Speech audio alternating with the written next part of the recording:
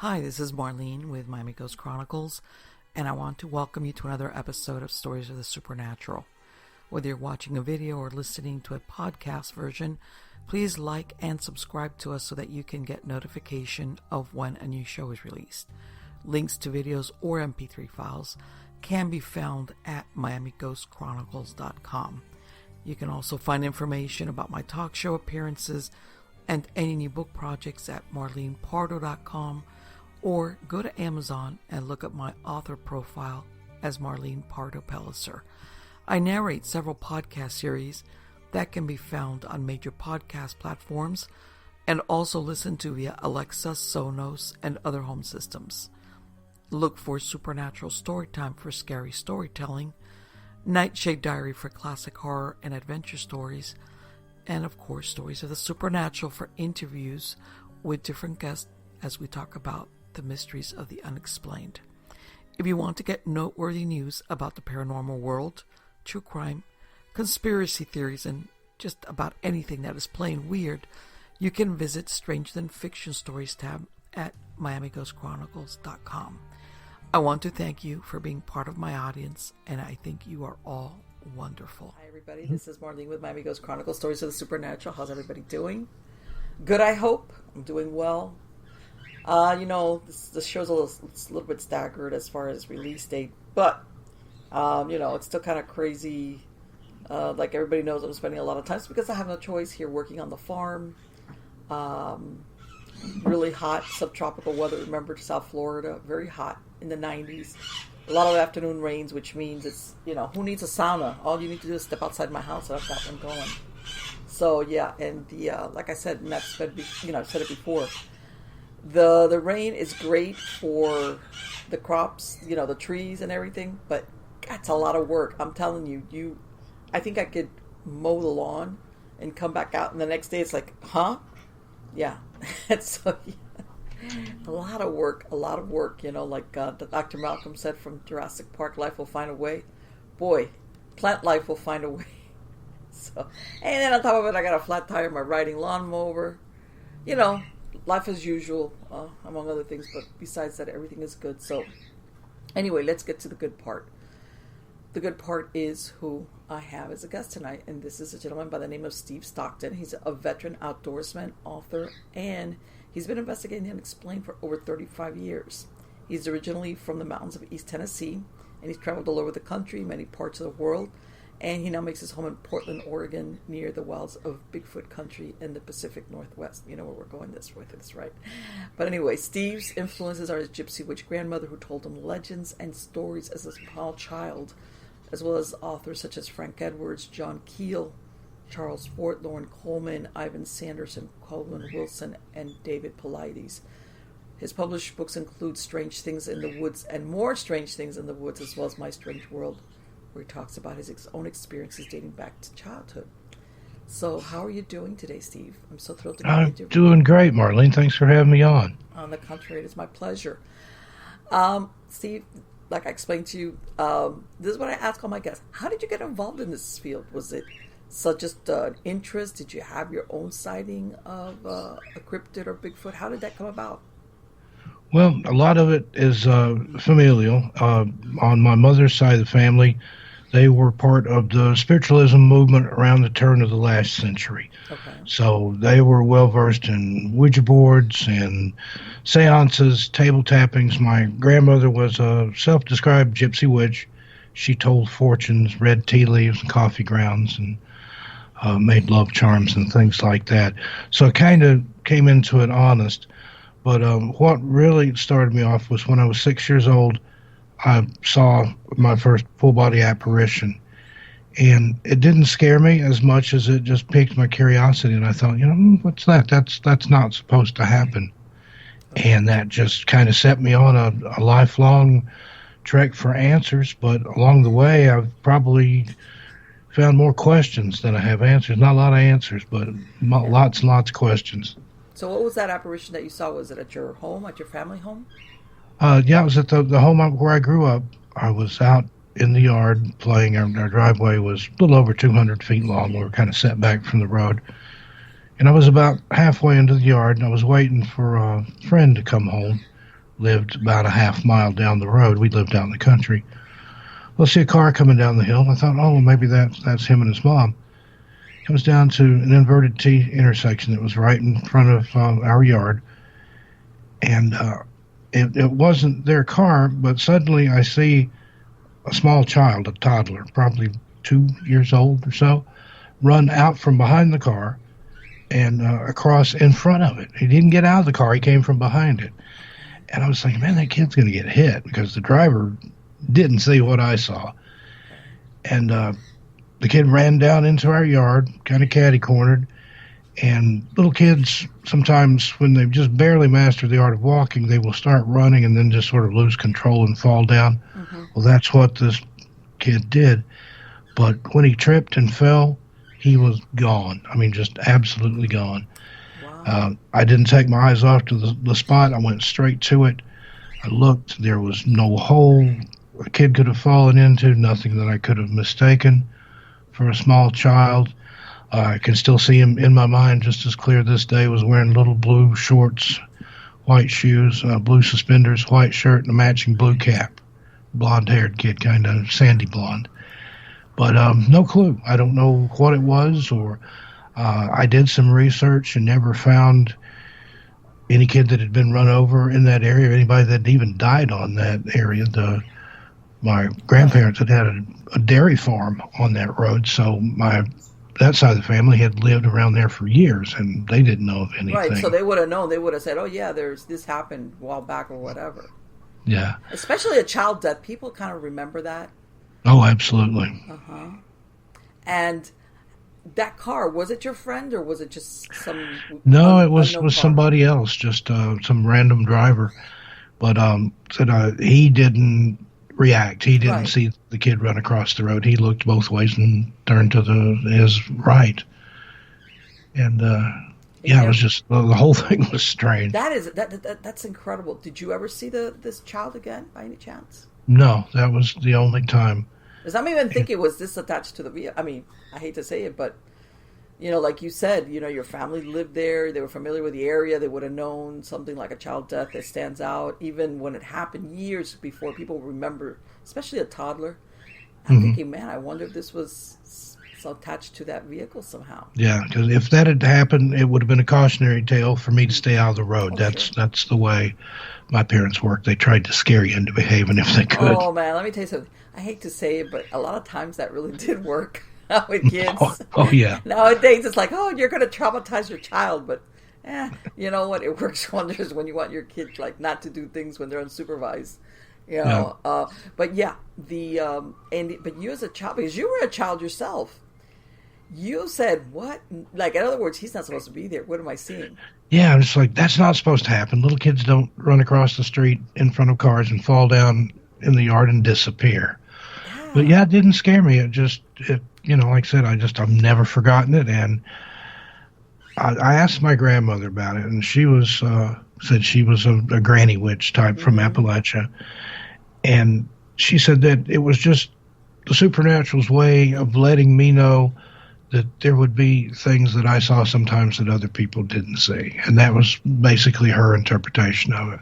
Okay. That's a pretty good You know what? That's pretty good, because I've heard sometimes that, certain adults will shut kids down or try to make them think it's their imagination. And that was a pretty good explanation from your grandmother. Yeah. Yeah, she was wise. I was actually scared of her when I was real small because she looked like a witch. She was old and wrinkled and hunched over, and had the long nose and everything. Yeah. And who was she, your mom's mom? Yeah, it was my maternal grandmother. My mom's mom had 9 boys, and my mom the only girl. That was so did your dairy mom get farm. Away with murder? So yeah, I couldn't get away with anything because my mom had older brothers and younger brothers, so she knew every trick in the book by the time I came along. I bet, man. It was like, I've heard this before. Yeah, that's yeah. I'm sure she. Nobody messed with her though, right? I mean, forget it, with all those brothers around. 9 brothers, it would have been like, no, not her. No, you got to be like, no. Don't try anything funny with that girl. Somebody's gonna beat you up. There's a line of them to do it. But so here you are. Let me ask you, in that area of, this is in Tennessee that we're talking about, right? Yes, East Tennessee. Did you have there any? Was there any type of version of Bigfoot? Because I know there's different versions depending on what part of the country you're at. Where you were growing up, that you heard any stories about that? Yeah, there in East Tennessee, in particular, West Knox County, there were a couple of stories. There was people that lived farther down the road that I was on that lived over on the lake, and they were having some kind of outdoor barbecue or party or something one night, and on the other side of the lake, up on a cliff, there was some kind of beast up there that was shrieking, hollering at them. And they shined their floodlights over there and saw what looked to be a 8 to 10 foot tall creature. And then it jumped off the cliff into the lake, and that was the only time they ever saw that.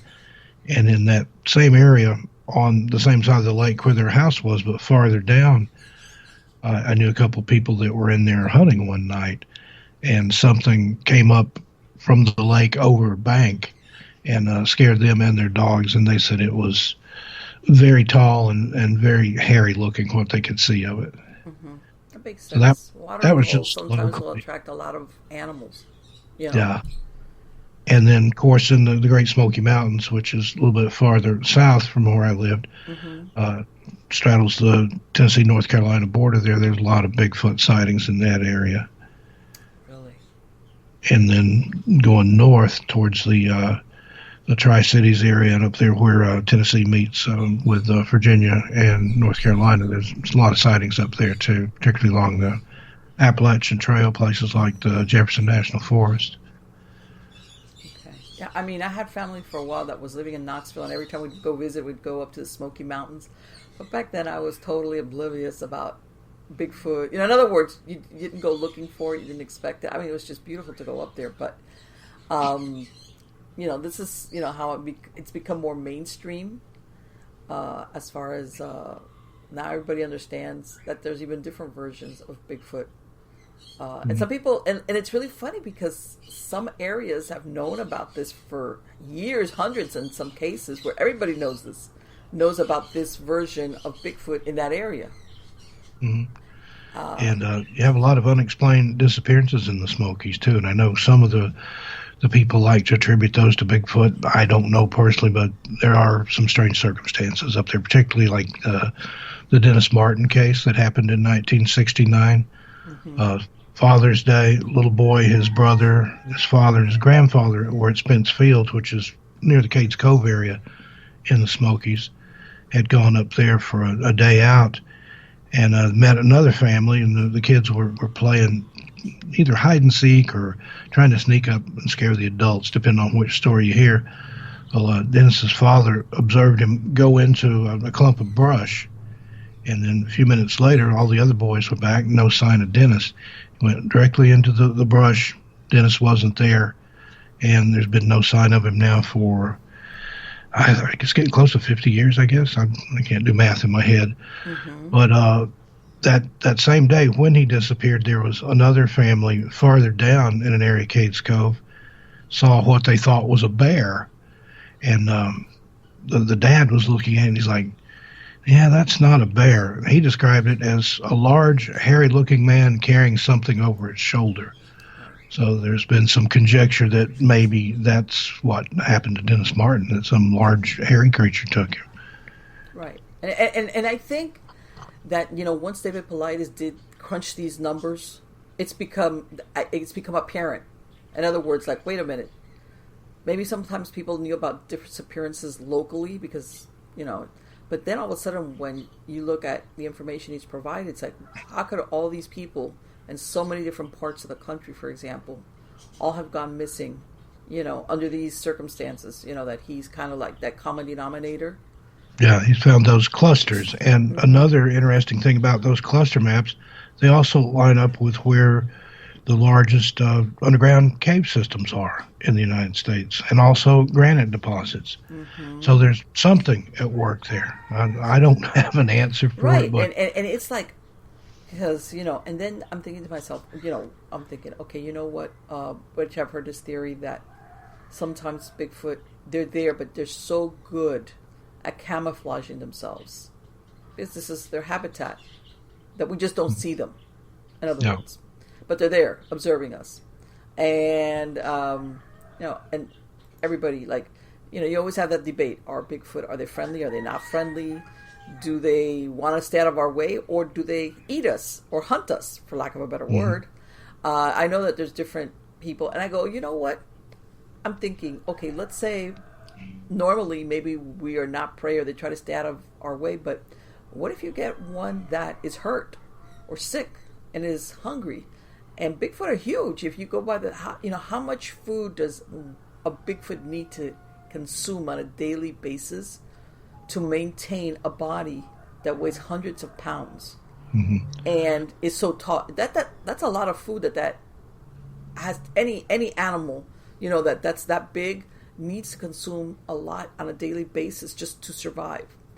So maybe we're not usual prey, but occasionally we are, because for some reason they're hungry.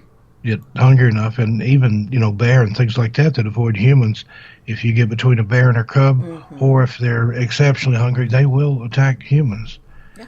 And same thing with the Bigfoot. I mean, I've heard stories of people observing them eating a deer and things like that. So I don't think it would be too much to jump from a deer to a human if you were hungry enough. Of course not. Of course not. And contrary to what most people think, predators are also opportunistic. They'll go after sometimes, because they're not sure what their next meal is. They'll go by what presents themselves as easy prey, because it's there and they have the chance, and without getting hurt. So yeah, and I know there's people out there that don't want to think of Bigfoot or Sasquatch or whatever actually being antagonistic towards humans, but I think personally I'm still out on that one, because I think that there's too many unanswered questions about what they are, and how can I say it? A lot of people want to put it into the bad, good or bad. It's like, hey, when the deer brings down the gazelle, it's not evil. It's just doing what its nature is to survive. Maybe if they at any time hunt us, they're not doing it to be bad or evil. They're just doing it because they want to survive. Yeah, exactly. It's like people go on and on about shark attacks. Well, the shark, it's nothing personal. He sees you as food. Exactly. That would be like if you saw a hamburger walking through your living room and you picked it up and ate it. Yeah, that's it's like the nature of the shark. Dinner. Yeah, and I think we, in our civilized world, where when you're hungry, all you need to do is go to your kitchen or go through a drive-through and get food. If you live in nature, most of your day is spent on consuming enough calories to survive and make and reproduce, or in some cases, like you said, if you need to bring in food for your young, that's also another possibility of what might spur them to prey on humans. Now, let me ask you, were there, because I know that, and I think it's super interesting, these people that have these sightings, like you said, that neighbor that had that sighting. And it makes you wonder. I've heard also that theory that they kind of travel around, they migrate, and that's why they're seen at certain times of the year and then other times not. What have you heard as far as that's concerned? As far as sightings, is there more plentiful in certain times of the year? Well, it seems to be, but like, say, for example, in the Smokies, there are a lot more sightings in the spring and in the fall, but then that also coincides with when there's more people in the park, because you have all the foliage and the leaves in the fall, and then you have the flowers and things that are blooming out in the spring. So I don't know if it just correlates that way because there's more people and therefore more sightings, or if maybe the Bigfoot is more active at that time as well, and it has migrated from somewhere warmer or colder depending on the season. Let me ask you, Steve, and I know that because for some people it's two different things. The paranormal or ghostly is in one camp, and sightings of Bigfoot or cryptids, like, never the two shall meet. Do you think that's accurate, or do you think that in some instances they overlap? Oh, I definitely think there's some overlap in there.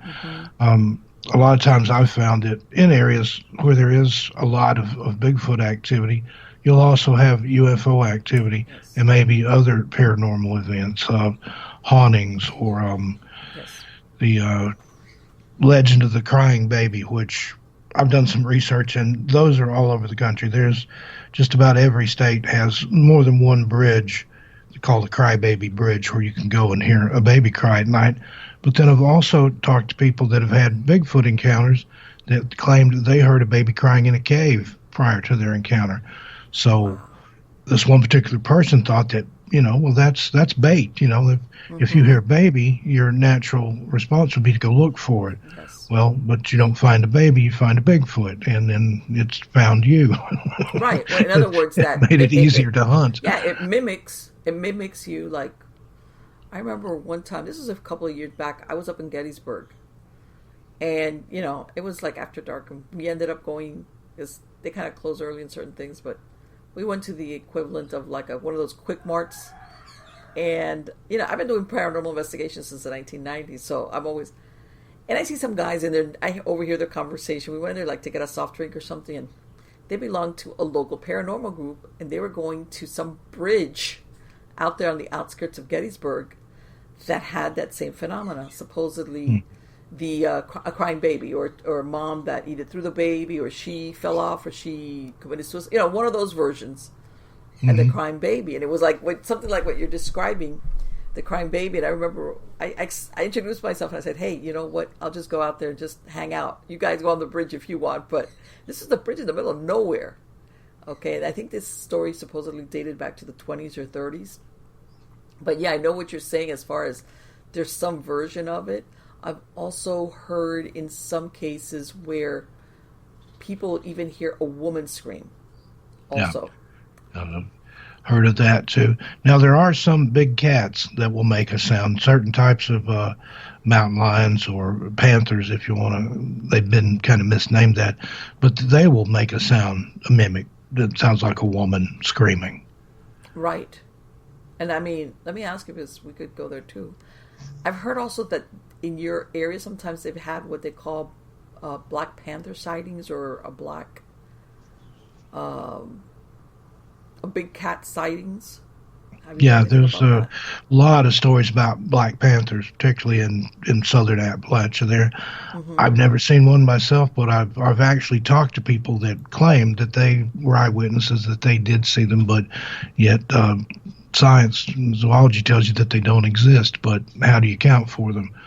But by the same token, there's also been kangaroos sighted in cornfields in Tennessee, Kentucky, and several other places down there. So is it animal out of place, or I don't know. Things like that just really fascinate me. Yeah. And even if it's just a normal animal that we know what it is, how did it get there? What's the story behind that? Well, I was doing research on a book I'm writing, and I was looking up things for jaguars. And that the Black Panthers really, that if you look at them, it's just that the markings are so light that they're really not really truly black. But anyway, I was surprised to find out that jaguars were in North America till maybe around the time of the Civil War. And then they got hunted out, and that's why you find them only like in Central America. But I didn't know that. I didn't know that in the southern states there was such a thing as jaguars. We had jaguars. Yeah, there's a cave system in Sweetwater, Tennessee. They have an attraction there called the Lost Sea. And you go in there and they have glass bottom boats and all this one. In one area there's a fossilized jaguar skeleton. Yeah. So yeah, they were native to there at one time. Yes, I was surprised. I did not know that. I always thought of jaguars as in the black ones, when the rosettes are so light that they look black. I always thought of them as being always South or Central American animals, and no, we had them here in North America. So, but it's very, and you know what, when you said that thing about the kangaroo, I live out here in a rural area, so sometimes people keep a lot of strange animals. Somebody here around here has a kangaroo who gets out every once in a while. And we have like this app that people in the neighborhood, and somebody said something, hey, there's a kangaroo spotted by this. Somebody else said, oh, that belongs to so-and-so. I said, yeah, pretty soon there's going to be sightings of a cryptid, because people are like wigged out who have no idea, like, what is a kangaroo doing? And somebody else around here has a kookaburra. I mean, every once in a while stuff like that gets out. But again, normally, like I said, people will know, oh, that animal belongs to so-and-so. Not as in like, what is it doing in the middle of the cornfield? How did it get there? Yeah. And then there's stories in the South, and again, they may just be stories, but there's a common tale in Middle Tennessee about a circus train that was on the way through there in, I think, like the 20s or so, that derailed. Animals got loose and made it in the wild, and apparently there's still some out there, some exotic animals. That makes for an interesting story. Oh, yeah. And it could possibly happen. Yes, of course it can. And people don't realize how out here, because of the climate, in hurricanes, a lot of animals have been set free into the wilds, and they've basically thrived. Monkeys, a lot of exotic birds that one time were part of a zoo or an exhibit. A hurricane would come through here and kind of destroy everything and let these animals loose, and before you knew it, they were thriving because the climate was favorable to them, and that was that. And even now, we have a big problem with invasive species right out here in the Everglades. That's a whole other show. But as far as sometimes seeing certain animals or certain things, it seems out of place. And then where I'm going with this is, and I'm sure you've heard this theory, where our Bigfoot or other cryptids, is the reason that they're not seen is because they can travel like interdimensionally. Is that the reason why we just can't find one when we want to, in other words? Yeah, now I've heard that story. I've heard that people have observed them going in and out of portals in the woods. Same for Dogman, which is like a really mean, really malevolent creature, apparently. Oh, let me tell you something. When I hear Dogman stories, I'm like, that scares me a lot. Yeah, I don't want to run into one of those. No, I've heard of people like, I said, I'd probably wig out if I saw Bigfoot, like really saw one, but if I saw Dogman, I don't know what I would do with that, because I don't know, for me, there's no question whatsoever that I want to be on the losing end of that. Humans have the short end of the stick. Well, just to tell on myself, I've almost burned the house down before trying to dispatch a spider, so I can't imagine what I would do if a Dogman was after me.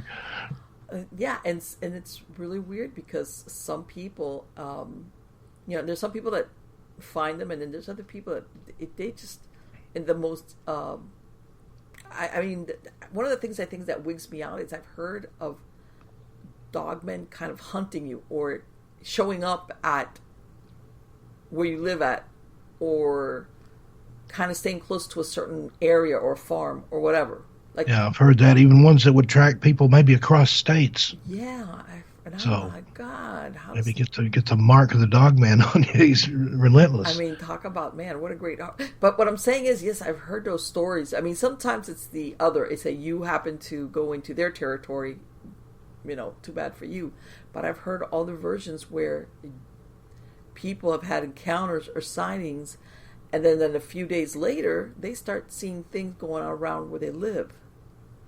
Especially if they live in a rural area.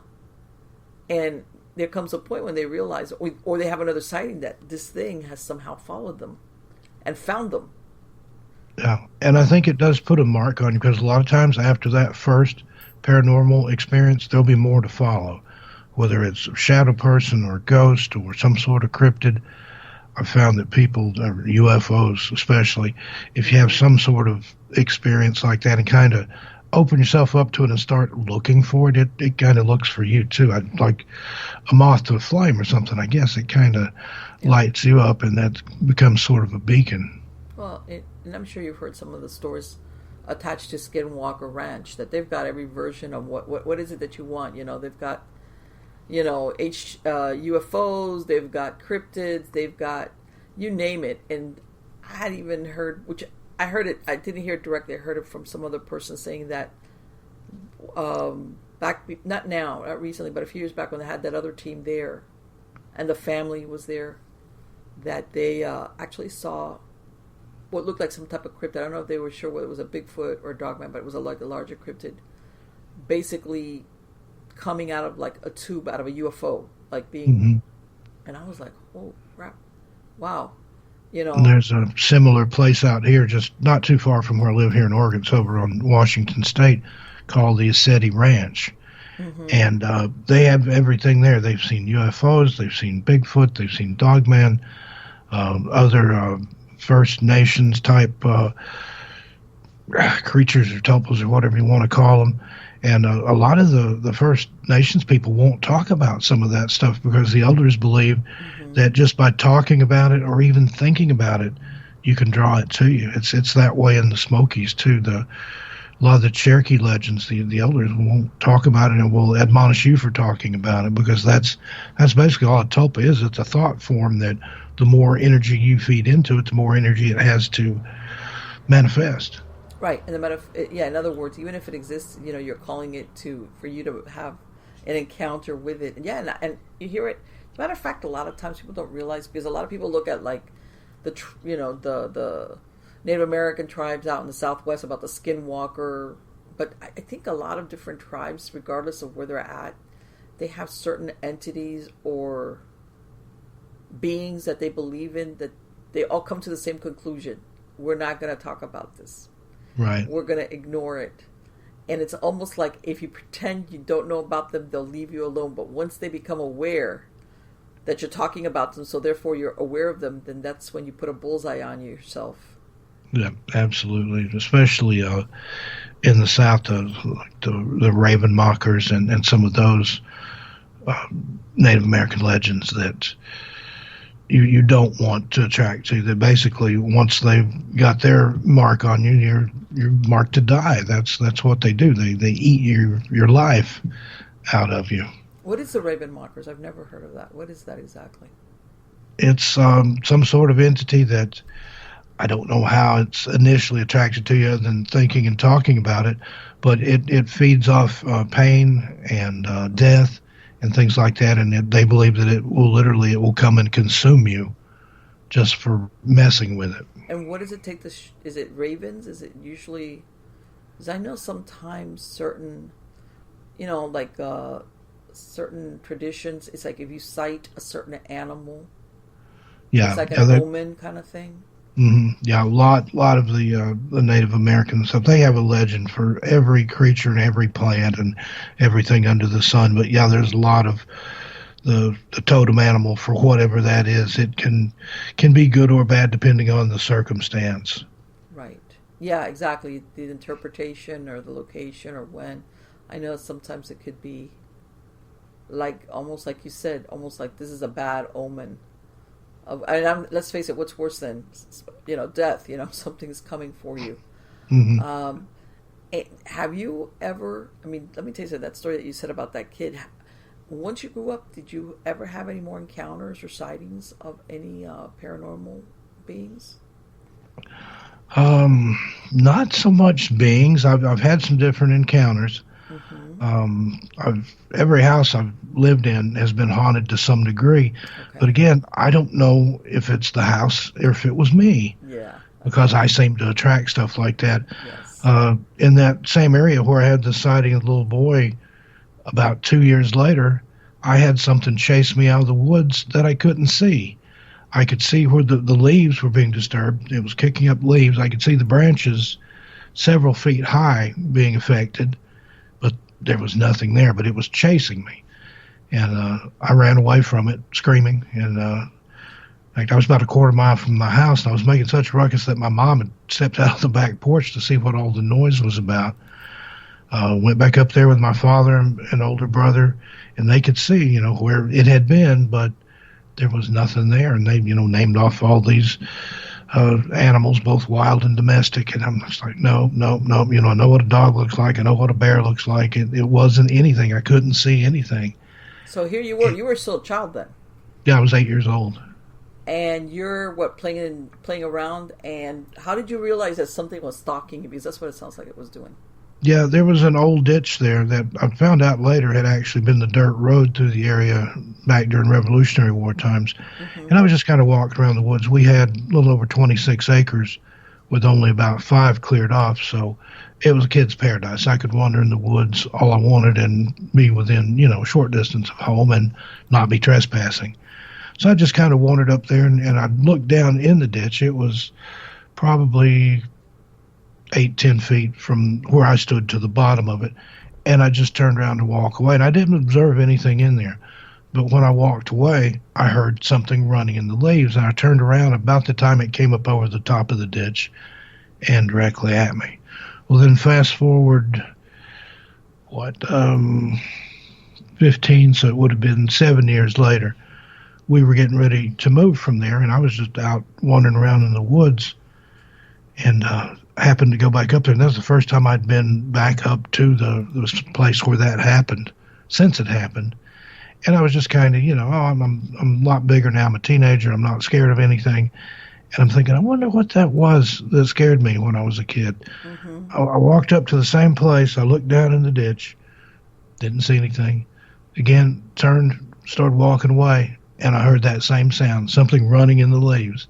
Turned around. There it comes again. Leaves are kicking up 2 or 3 feet in the air. Branches are swaying, moving. There's nothing that I can see. And I didn't scream and cry that time, but I didn't waste any time getting out of there. I don't blame you. And then fast forward about another, let's see, trying to do math in my head here, about another 6 years after that, I was working in West Knoxville, and somebody that I worked with that I only knew from work had invited me to a party after work. So I didn't know him very well other than from work. But I went, and one of those parties where I didn't know anybody. I only knew the person that I went there with and didn't really know him. Well, some of the girls at this party had found a Ouija board under the host's couch and had dug it out and decided they wanted to play with it. So they were going around the room asking different people questions. And when they got to me, I thought, I've got a good one for you. And all I said was, what scared me when I was a kid? Didn't give him any additional information. The guy I worked with had never heard that story. I hadn't told it to anybody at that point other than my family. And the Ouija board spelled out WATERSPRITE. And they looked at me, and I just shrugged my shoulders like, water, Sprite, what, is it thirsty? Does it want a drink? But the next day, I went to the library. This was in the days before the internet.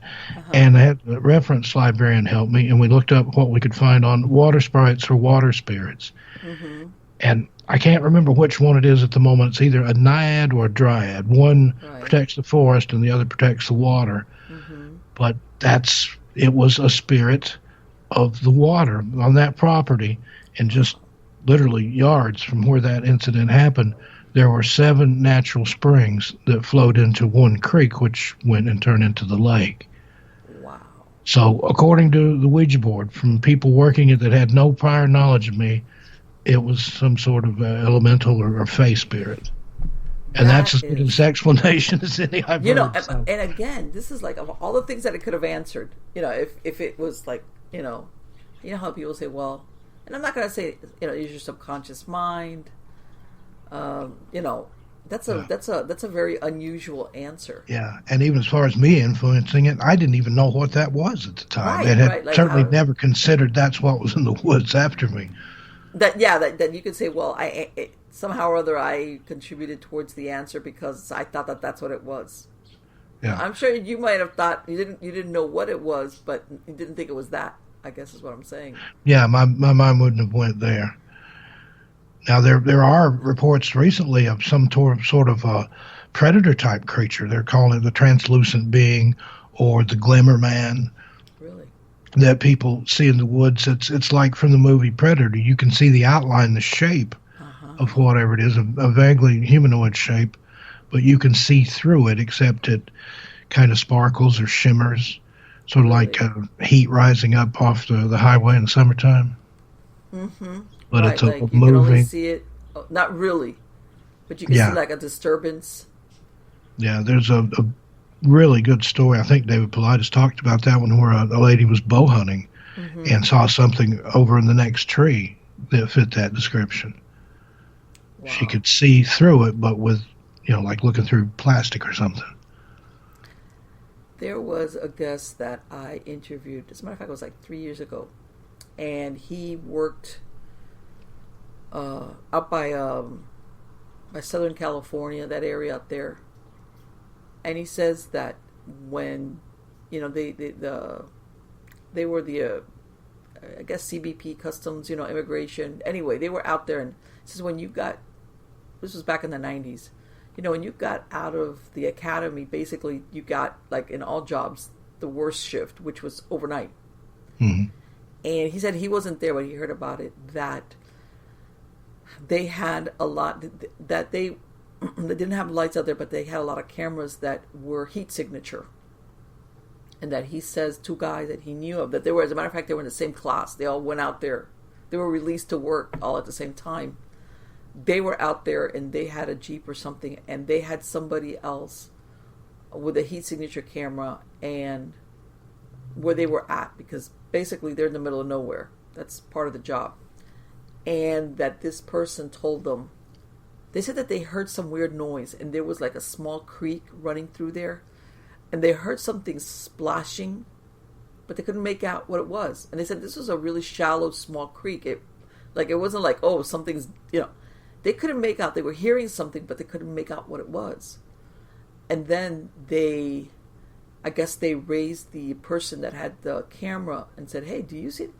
And the person, I don't know, I don't remember if it was a superior officer or somebody, says, I want you to get in your truck and I want you to leave right now. Do not argue with me. Do not, just do what I'm telling you right now. And they were like, oh, okay.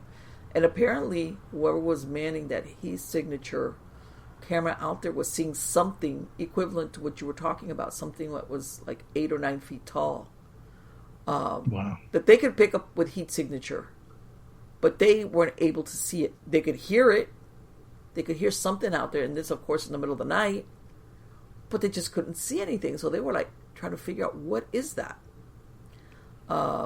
So I've heard different versions of that, which is the equivalent of something that has like a cloaking device, that's able to distort the color, the spectrum around it to basically fade into, which I personally think that, I don't think Bigfoot actually has a cloaking device. I just think they're really, really, really good at camouflage.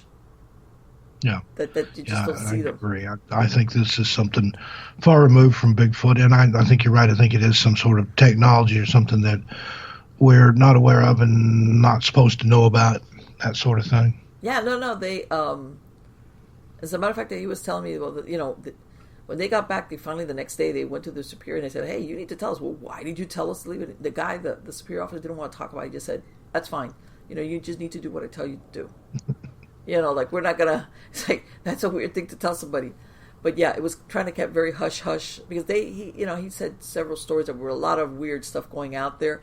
And I guess they were like, under instructions, you got to keep a lid on this, because pretty soon we won't have anybody wanting to work for us. Like, oh, all right. But yeah, it's there's a lot of things sometimes that, again, I want to say, happenings or sightings that are independent one of the other.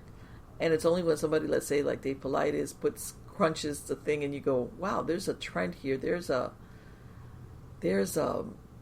is going on. I mean, a bunch of people have been seeing it.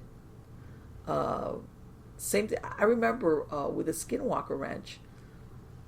I remember I was doing research for something else, and I looked it up, and I looked up, we're back in the 50s, one of the original guys he lived out there, by the way. He was a high school teacher. He published a small article in the paper there about them spotting a UFO or UFO lights out there in the 50s. I found the newspaper article about that.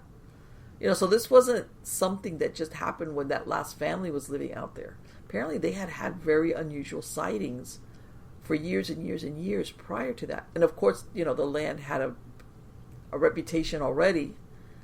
But again, that connection with the UFO and paranormal, I've gone to, there's a local group that meets here that they, MUFON will come down here occasionally and put a presentation for them. And how people get together after the presentation and they talk, and I've had people come up and talk to me and tell me that they've either had a sighting of UFO or even extraterrestrial, and all of a sudden they start having paranormal events taking place in their house, and they cannot figure out why. Mm-hmm. It's like Yeah, that seems to be very common. And again, it's, what's the connection there? What's the correlation? Or exactly. back in the day, some of the first modern UFO witness cases, they would be visited, by the men in black. Even though they hadn't talked to anybody about it, they would have people show up and tell them not to talk about it. Right. And this was So there's before there. the time of the internet, or how could they find out about this? So it all kind of ties together. Like John Keel wrote about the Mothman there in West Virginia. That was heavily connected with men in black and UFO activity. That same area, there's a lot of Bigfoot sightings there. There's also a lot of caves. So strange. Let me ask you, Steve. That's very interesting. I mean, I went down there and were the Mothman, and I saw everything that they had there in the town, but I didn't know that you mentioned something that there was prior to the Mothman sighting or after, as far as the sightings of Bigfoot. When did that happen? Those came later, like I want to say, like in the late 60s, early 70s. Okay. So in other words, it was like, this was like the opening for paranormal events. Yeah. And then it started, even before the Mothman spottings, there was UFO activity in the area. They talked about seeing unexplained lights around the munition area and the Chief Cornstalk hunting reserve there. And then those were also areas where the Mothman was later spotted. Right. Exactly. That it's almost like, then we could go back to that, was there a tear there in an inter or intradimensional portal? Mm-hmm. Whether it's a rip or an actual doorway, who knows? And I've found a lot of other cases, like the Flatwoods Monster in Flatwoods, West Virginia, for example. That's another one where there was lights in the woods and lights flying over the houses and hearing things crash in the woods prior to that being seen. And then just about any of those, particularly the Appalachian cryptids, the Hopkinsville Goblins in Kentucky, those were sighted after what was a UFO encounter. What was that last thing you mentioned? The what goblins? The Hopkinsville Goblins happened, I want to say, in 1952 in the Kelly Hopkinsville area in Kentucky. There's a family had observed a light crash somewhere. It's almost the same story as the Flatwoods case. And the dogs started barking, and they looked out, and there was a little man about 3.5 feet taller, a creature, somewhat humanoid in shape. Okay. And some of the menfolk grabbed their guns and went out and found that they were all over the place. They tried shooting at it, and it would just skitter away. And basically all night, these creatures tried to get in this house. And there was one guy that had walked out on the porch to look. One was on top of the porch and reached down and grabbed him by the hair of the head. And they finally, I think around daylight, they made for their cars and drove to the sheriff's office, brought the sheriffs back, and of course there was no sign of anything then. But it's a real interesting case out of southeastern Kentucky, Pulaski County, I think. Wow. You know what? And, little things, sometimes they scare me more than big things. I hate to say it. When people start talking about little 3-foot things, it's like, oh my God, this is not going to be good. Show up and try to get in your house and reach through the window and grab you by the hair and things.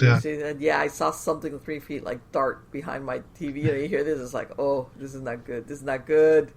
Because I've, of all the times I've heard sightings, either if they were firsthand or people retelling, it's just it's an announcement that whatever is there is not good. Mm-hmm. It usually is pretty dark. And then as far as attacks go, then out here, also in Washington State, just in the shadow of Mount St. Helens is where the Ape Canyon Bigfoot attacks happened in the 1920s. That's a famous case where some miners were trapped in a cabin by a group of Bigfoot, and the creatures threw boulders onto the cabin all night. There was even one part of the story where a big hairy arm came through and tried to grab an axe. Oh, and they supposedly shot one of them up on an overhang, and it fell down into the valley there. And I can't remember the gentleman's name, but one of the witnesses that it happened to wrote a little book about it. And they called them ape men. At the time, they didn't, think of Bigfoot or Sasquatch or anything like that. And recently, there's been a paranormal group that they're being kind of secretive about it, but they've been going up there and they think they've located the place where this cabin once stood. Okay. And if so, then near there, they're thinking there might be a Bigfoot skeleton from the one that they supposedly shot and killed that fell 300 feet off a cliff. But who knows? I haven't heard any updates on that in a while. That would be very interesting. As far It as would be some provenance. That would be awesome. I know, wasn't there? I don't know if this might be the same story. I heard something also about that area. Some lumber, a mining camp. That they have those. They fell the trees up in the Northwest, and there was a logging camp that also had some type of encounter, also with Bigfoot or something. In other words, it was unpleasant. Something was really decimating the people out there, to the point that I think some of the lumberjacks just like, we're out of here. See ya. Bye. That's it. We're leaving. Yeah, I know the story you're talking about, but I can't think of the details right now. But it was the one where the Bigfoots were so upset they were like damaging bulldozers and some of the equipment that they were using for logging and things. They were upset. I can't. I'm pretty sure it was somewhere in the Pacific Northwest here. And you think, some of these guys, I'm going to put it out. Men sometimes have a hard time admitting to stuff like this because they don't. So when men come out and say that, especially, it's like, you better believe they're scared. It's like, I don't care what anybody thinks. I'm out of here. Like, I don't care. Yeah, especially loggers and miners, people like that. They have to be tough. They climb trees and go underground and things. And then for them to admit that, something scared me, that takes a lot, I think. Yes. And I think that that's why a lot of them, when they actually, and I tell everybody, for every story that you hear from somebody, there's a lot more people that never talk about their experiences. Oh, absolutely. And that's what my first two books are, Strange Things in the Woods. That was me talking to family and friends of family and things like that from basically childhood on. I was a late in life, unplanned baby, so my parents' friends were all their age, and my parents were the age of my friends' grandparents. So if I went somewhere to visit with my parents, there were no kids for me to play with. So I'd sit and be quiet as long as I could. And then when there was a lull in the conversation, I would ask whoever we were visiting, do you know any stories? Do you know ghost stories? Have you ever seen anything weird? And a lot of them were reticent to tell you about it. Sure. You almost had to drag it out of them with a chain. But then once you got them started talking and they realized that you were listening and that you weren't going to make fun of them, so that fear of ridicule quiets a lot of people. But I gathered stories that way. And it's just amazing, since I've published both those books, the people that have come to me and say, I read that story. That makes me want to tell my story. That makes me feel good, because otherwise there's stories that might not have been heard. And then all these stories I've heard, I've sort of preserved those. Right. And then the third book came along. I do a lot of radio shows and interviews like this, and inevitably either a caller or the host would ask, well, what about you? Have you ever had any experiences? We kind of did it backwards this time. But that's where my third book came from, My Strange World, and that's a book of some of my encounters from childhood up to now.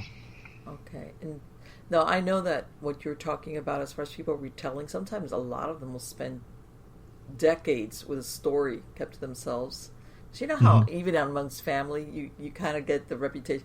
Yeah, he's the one that back in 20 years ago saw that. Yeah. And they don't want it, so they don't even sometimes. They go almost half their life not talking about it, and all they need is a sympathetic ear to actually talk about it, or with somebody. And it just kind of opens them up, and they kind of relive it. I've had people get kind of, you could tell they were shaken or upset when they were recalling this story because it affected them at such a base level, even though it had been years and years ago when they started talking about it again. And you could see in their eyes that they were reliving it. And that was some of the most fascinating stuff, I think, because there was no reason, for anybody to lie or to just make up a story. It was people that I knew and grew up around and trusted. In a lot of cases, it was family members. And, there would have been no point in deceiving me. Now, there were certain wild tales that were told, around the supper table, around the campfire, and things like that. But this, I looked more for the personal experiences and not local legend or folklore or anything like that. Like, crying babies, like those are everywhere, apparently. Right. Like the Panther Hitchhiker kind of thing. Yeah, those are everywhere too. There's one of those in the Smokies. The Phantom Hitchhiker of Roaring Creek Motor Court or Motor Trail, Motor something, Okay. Roaring Creek. Yeah. There's something, and some of the, a lot of people put it into the urban legend, but I could see in some cases where they might have some validity. Yeah, I think there's some truth to some of it somewhere, and maybe it just got passed along, and the people changed the location instead of having to try to explain. Well, it happened, here or in Route 44 in Massachusetts, where there's a famous one up there, and just changed the location because the Roaring Fork Motor Trail, that's the one I was trying to think of. Mm-hmm. It's exactly the same. A girl perished in a fire in the woods in one story, and she keeps trying to get a ride back home. In the second version of it, she was killed in a car crash on that road after a date, and she's still trying to find her way home. People that pick up the Hitchhiker, a couple of different tales there. Sometimes she'll borrow a coat because she's cold, or she'll just simply vanish when they get to the home. And in all the cases, parents will usually come to the door, usually a mother, and say, and she'll show them a picture, like, yeah, that's her. Like, oh, that's my daughter. She died tragically 20 years ago, and she keeps trying to get home. And in the cases where a coat or garment was buried, it'll be found when they go to the cemetery where the person's actually buried. It'll be folded neatly and left on the grave. But that story, those little variants of it, but it's pretty much the same all around the country, the ones that I've collected. Yeah, it's kind of tailored to the area, whatever it might be. I've heard of that's something like. But in some cases, I know some people have done the research, and there is a correspondence, like that tragedy did take place. Because there's others that when you look it up, there's no reference whatsoever to any girl getting killed or any accident. And there's others that they've actually said, yeah, it does show that this did happen. Now, as to whether it really is a Phantom Hitchhiker, you never know. But still, as far as... But the thing that you were talking about, when people are retelling the story, they're telling me they're deeply affected. I tell people, you know what? Especially people that don't go looking for it. They're not ghost hunters. They're not out in the woods hoping, Sasquatch hunting, whatever. They're just doing whatever they're doing, and they have an encounter or a sighting, which basically turns your sense of reality on its side. And that's a difficult thing for people to grapple with, because you have to be asking yourself, well, if this is possible, what else is out there? Yeah, it'll absolutely stand you on your head if you, especially people that have never ventured or never given much thought into that. And you still get some people that are in just deep denial that, well, I've never experienced anything paranormal. And then they'll be, but there was this one time, and then they've got a story. There you go. Like, oh, but it wasn't a ghost. It was just, my imagination, or I'd been working too hard or something like that. But if ghosts were real, that's what it would have been. One of those type explanations. Right. And I've told the story. I have an aunt. She's a very no-nonsense personality. No nonsense, And, whenever anybody brought that, anything with the paranormal, and be like, oh, that's all blah, blah, blah, blah. People, like you said, wild imaginations, people lying. I remember one time, this was a few years back, we were having some type of conversation. I don't remember it. And her and my mother when they were young, they were sent to what's called a Catholic boarding school. Mm-hmm. All right, where they had nuns. It was a very old building. And it was one of those compounds where you have the convent, the school, and the church. And of course, this was, girls were kept separate, whatever. She said she was a little kid. She was around 6 or 7.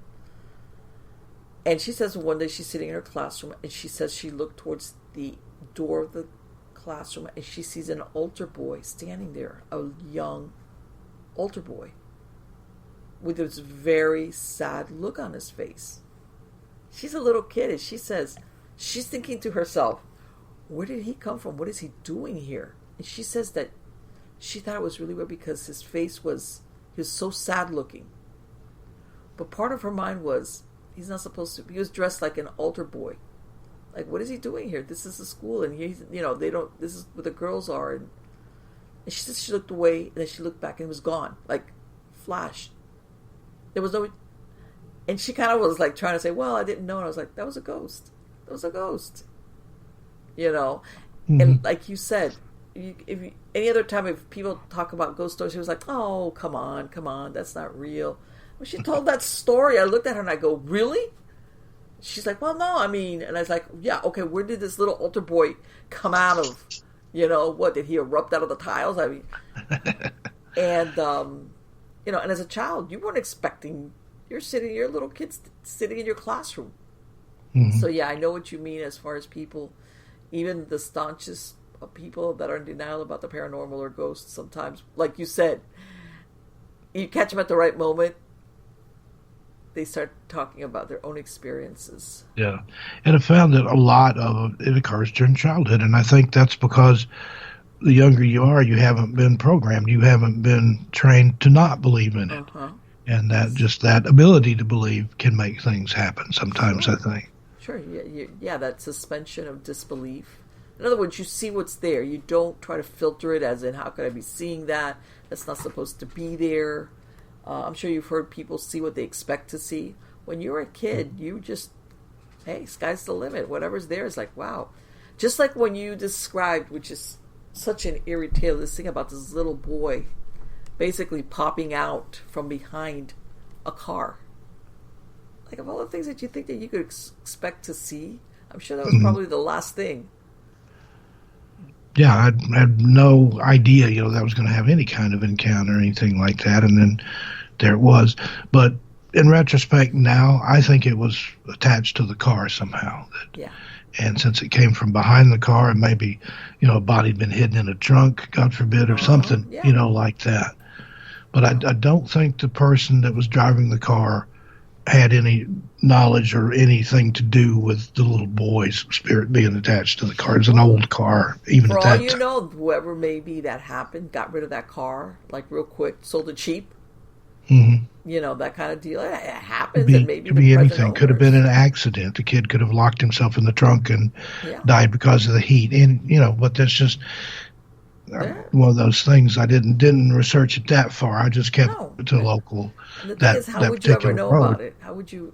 I mean, there's even stories I've heard of parents or even family members. They don't realize the child's behind the car, and they back up the car and they kill the child. And could have been something. It could have like been a million variations. But yeah, you could. Sometimes those things, there's absolutely no way to trace it unless you just, for some reason, it happened really close to where you live at. But after that, forget it. And I could see where somebody would want to get rid of that car, whatever the circumstances were. Mm-hmm. And then again, it's. I know it's very sad, but I want to say also one of the scariest types of hauntings is usually things that involve children or something that sounds like a child. Yeah. And that's why I tell people, when I used to do investigation, when they would start describing childlike either talk or something that I'd be like, be very careful, because you made a good point. That's the good way to bring down your defenses, because everybody is concerned when they think it's a child. Yeah, and there's never, to me, anything more frightening than the sound of a child, whether it's laughter or crying, in the pitch dark at 2 a.m. when there's not supposed to be any children around. Yeah, that's like, okay, where's the exit? Quick. No. I don't care. Yeah, I love children, but not right now. Yeah. No, I still do a lot of consulting as far as paranormal cases, and like I said, we'll have the family or the individual, they're saying that they think that this might be a child because this and this, and I'd be like, oh. I said, be very careful. I said, I'm not saying it's not, but I've seen more often than not that this is like the Trojan horse of possibly a very malevolent spirit wanting either the individual or the family to engage with it. because this is the point that they see it as an invitation, and then it blossoms from there.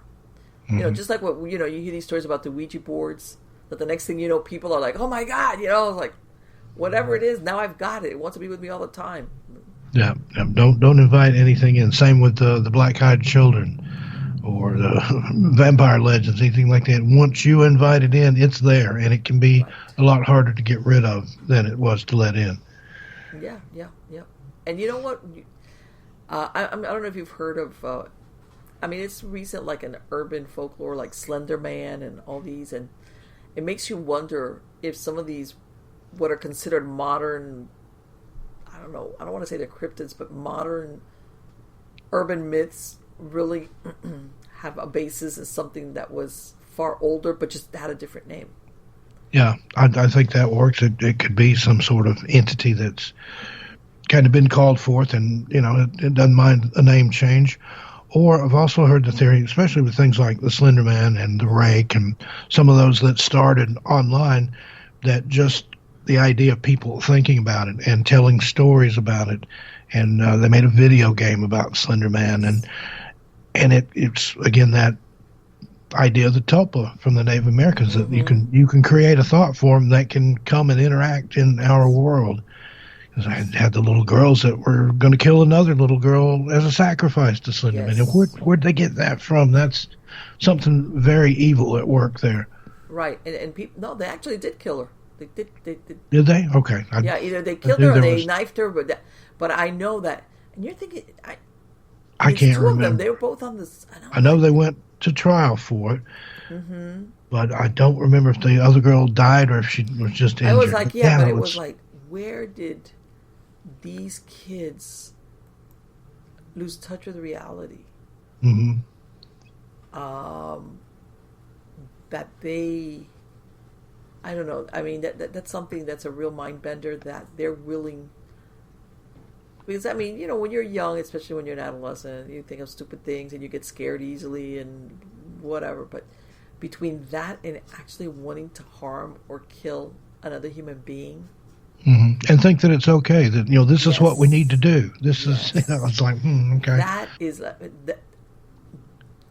for lack of a better word, you definitely, you see, I would say there's possibly, without knowing the particulars, some type of spiritual attachment, obsession or possession, something in there that will take a child that maybe has some behavior disorder problems and push them that extra mile to all of a sudden, oh, by the way, hook up with another kid who's on the same page.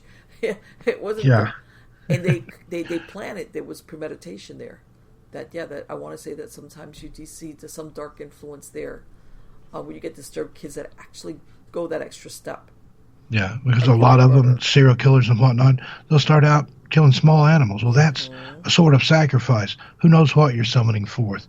If you can take the life of some small innocent creature like that, then anything that likes that, anything dark, evil, blood, it's going to attach to that and just move you right along your path there. Yes, they graduate. In other words, they feed it blood, and you graduate, like you said. You go up the food chain to, ultimately, what is the most offensive sacrifice as far as human beings are concerned is another human being. But I've heard of that, and it's, a lot of people I know look at that and they say, no, this is strictly a person or a child with psychological or psychiatric problems. And I'm not going to say that's not present, but sometimes I think there's also a darker aspect in the background. Yeah, absolutely. I think there's that component of it as well. Yeah. Well, anyway, Steve, it has been fascinating to speak to you. I want to thank you so much for coming on the show. And for my podcast listeners that wanted to find out more about you or where to buy your books, how can they get that information? My books are available on Amazon and Barnes & Noble. Couldn't think of the other place. Noble, okay. And they're also just come out in paperback. In fact, the first two books were combined into one, re-released in paperback, and My Strange World is out in paperback now. Okay. Strange Things in the Woods is available on Audible as an audiobook. Oh, okay. I have a YouTube channel. I have two of them, actually. Okay. My main channel is 13 Past Midnight, and the other one is Missing Persons and Mysteries. And cover a lot of different stuff between the both those. The 13 Past Midnight is mainly paranormal, true paranormal stories, and missing persons and mysteries is just what it sounds like. Disappearances and missing 411 type fare. Perfect. All right, guys. Thank you so much. Steve, I want to wish you, do you have any books planned for what's left of this year? I've hoped to have another one out by Christmas. I'd had one that I thought was going to be ready in the fall. That one's been delayed, so I'm working on another one, maybe two by the end of this year. Okay. All right. Very well. I want to wish you then the best of luck on your projects, and I would hope that I can bring you back and we could talk some more because you got such fascinating stories. I've had a wonderful time, Marlene. Thank you for having me on. I'll come back anytime you'll have me. Thank you. Take care. Bye-bye. Thanks. Wow. See, you guys have been seeing the covers of the books that I've been flashing them. So let me tell you something. His stories are right up my, that's the kind of stories I love. Okay, I love to hear those stories, and I know some of them are first-hand experiences. Other ones are retold.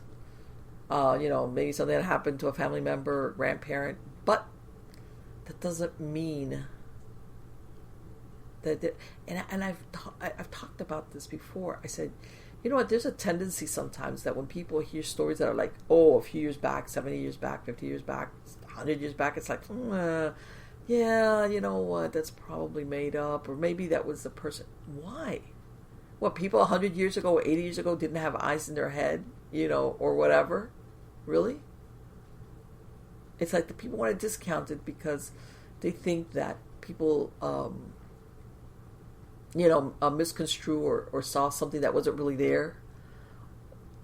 You know what? I hate to say it, but contrary to now when everybody is ghost hunting or looking for a cryptid, back then people really weren't looking to have a paranormal experience. Why? Because a few years back, sometimes things like this did carry a stigma with it. Just like he was saying about people that hold back on talking about their experiences, even with their family members, and you would think, well, why would anybody do that? Because until not too long ago, when you look at the length of time that we're talking about, seeing something like that, which didn't fit into the five senses, you could get you would be that person, let's say, in your family, or in your job, or in the town, or it would follow you around, and it was a negative connotation. All right. Same thing as far as having psychic experiences, or seeing, like he said, this little child pop out from behind a car.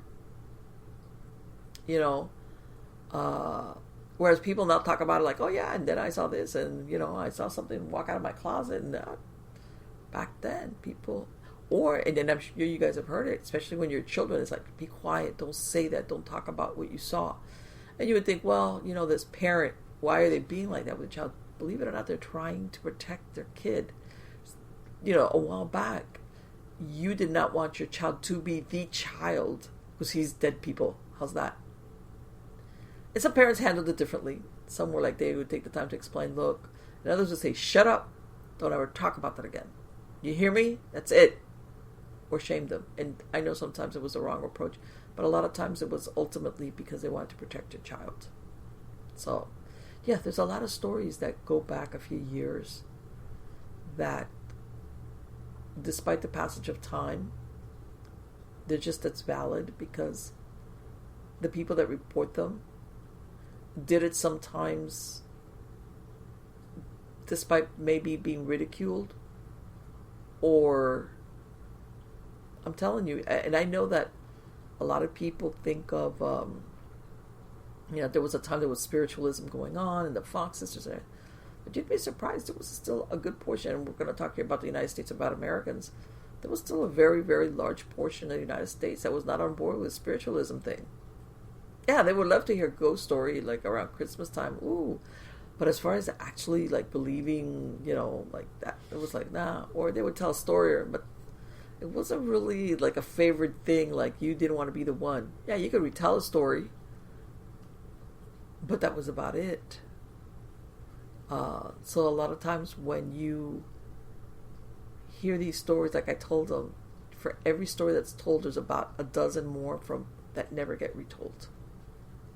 either the same circumstance or similar, or whatever the case might be, I guarantee you there's a bunch of people that just go to their graves and say, I'm never going to talk about this.